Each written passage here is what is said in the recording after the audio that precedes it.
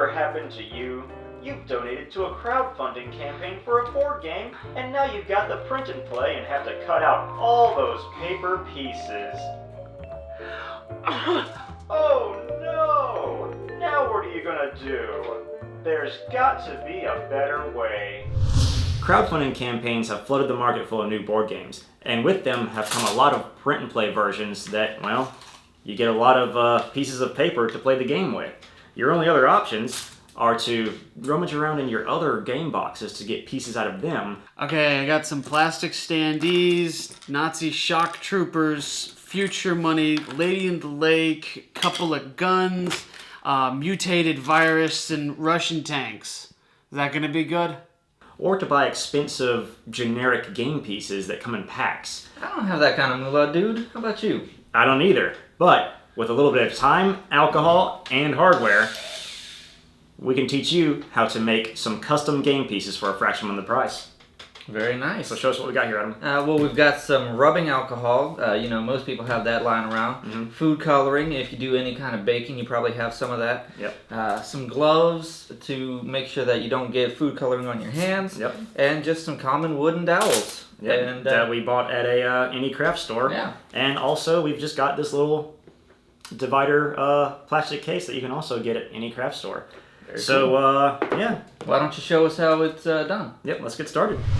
So what you want to do is measure out your dowels and kind of figure out how big you want your pieces to be, and then set up a jig for yourself like I've done here. And measure.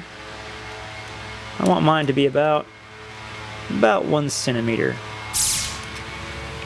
So I just need to move this piece over.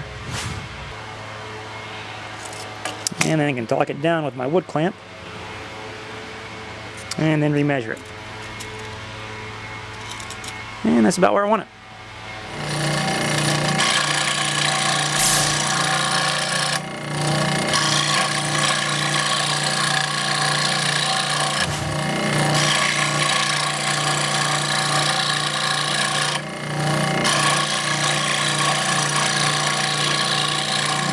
I can't stress enough how important it is to not put your fingers close to the saw blade. So what I'm going to do is use this piece of wood here to push the piece whenever I need assistance.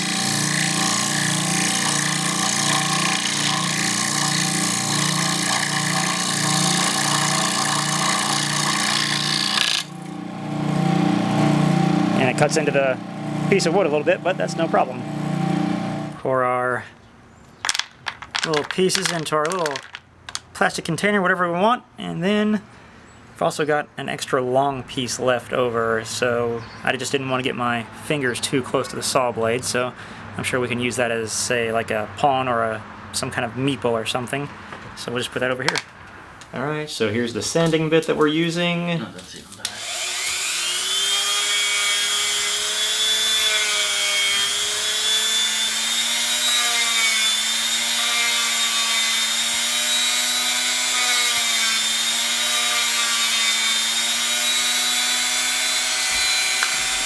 Now that we've cut out the pieces and sanded them, what you're going to want to do is pour a couple ounces of alcohol, this is rubbing alcohol, 70%, into each container that you're going to color.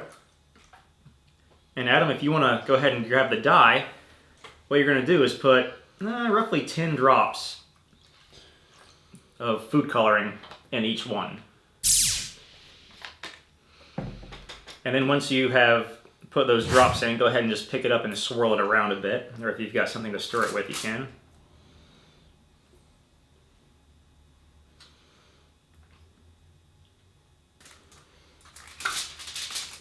Interesting side note, these different dyes actually, or the wood actually picks up these different colors in different ways. I've noticed that the warmer colors do a better job of dyeing the entire wood, whereas the darker colors have a tendency to only partially take inside the wood, but they still look good enough to tell the difference between each of the colors.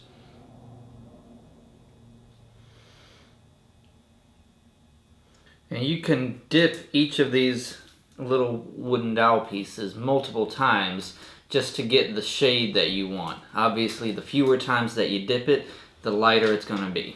So yeah, go ahead and grab a glove and each cup is going to get its own color. So I've already got the pieces split up as evenly as I could.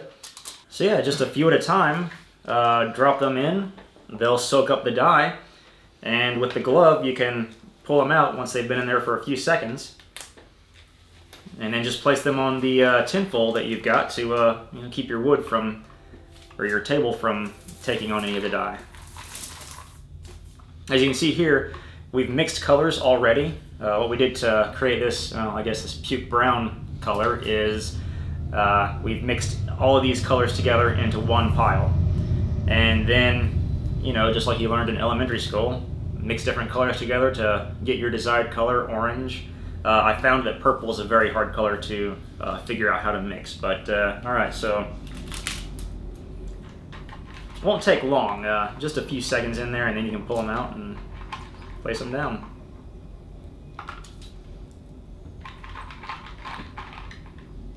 The alcohol is great because it dries a lot faster than it would if we used water.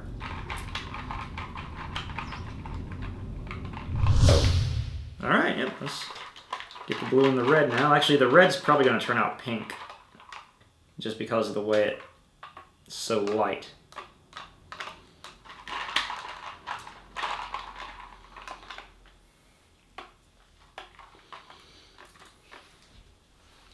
And I found that blue, I think blue is the color that the wood absorbs the least, but it still gets a good amount in there though. Fine, Adam, I'll do that too, to make it look like I'm working as hard as you are to do this. You know you jealous. I don't have your cyborg strength and agility.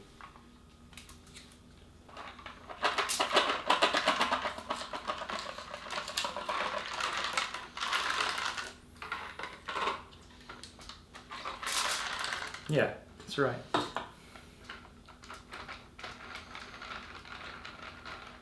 They look like tiny flans. Yoom. Yes, master.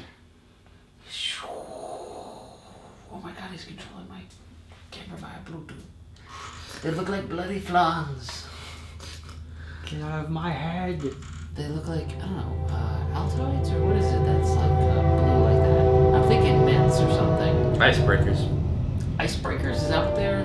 Maybe, I don't know. I don't know. Honestly, everything just kind of looks like a variation of a flan. Because it's dark on top. It's a blueberry flan. And it's a blueberry flan. Yeah.